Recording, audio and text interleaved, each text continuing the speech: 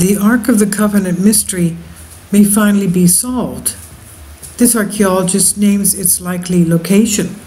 This is on Sputnik News, having to do with archaeology in Israel.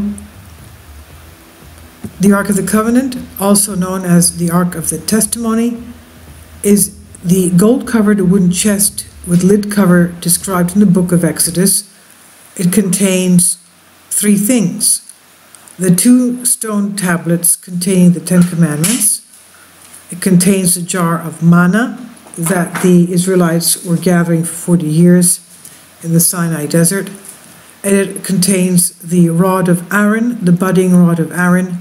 That is the way they confirmed that he was to be the chosen as the high priest, chosen by God to lead Israel.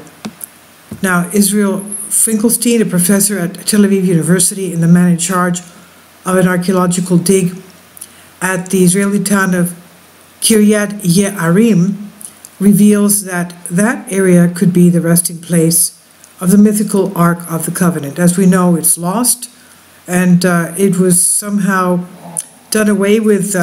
No one knew where it was to be located at the time where the tribes of Israel were taken to captivity in Babylon. As Finkelstein explained, Kiryat Ye'arim is likely the Kiryat Ye'arim of legend, where the ark was returned after being captured by the Philistines, with several factors pointing that this must be the possibility. He says, it fits the detailed description in Joshua of the border between the tribes of Benjamin and Judah. There is no other site to fit this description. In Byzantine times, the historian Eusebius said that Kiryat Ye'arim was 9 or 10 miles west of Jerusalem, which is this site. And this is what he's quoted by saying by the Sun. He says also the name of the hill in Arabic, Der El Azhar, preserves the name of the Byzantine monastery, the monastery of Eleazar.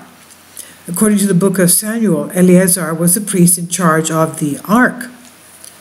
So the professor also remarked that his team is not searching for the ark per se, but rather seeks to understand the ark narrative, who composed it, when, and why.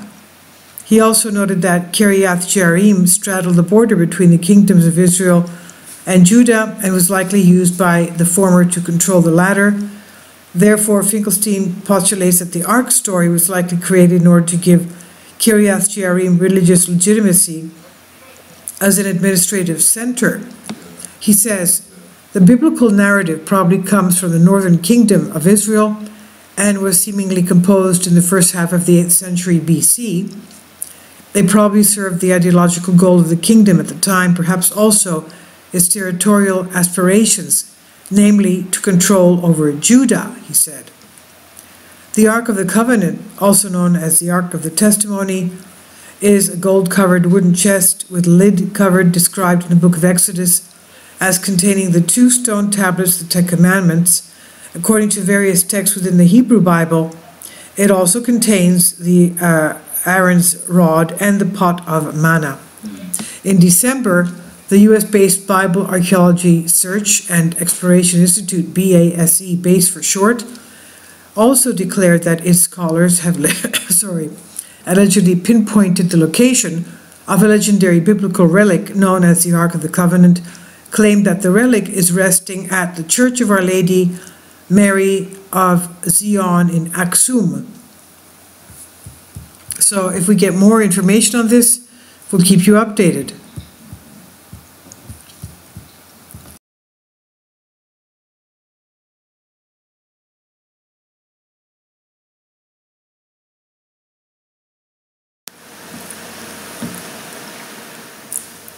If you'd like to join me on my Patreon account, you will hear content not covered by mainstream media.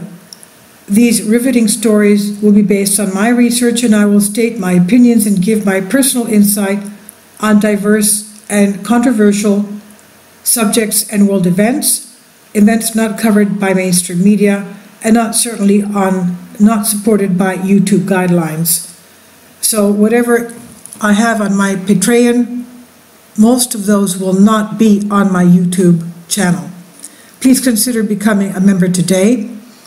More of the most significant and important videos will be on my Patreon channel.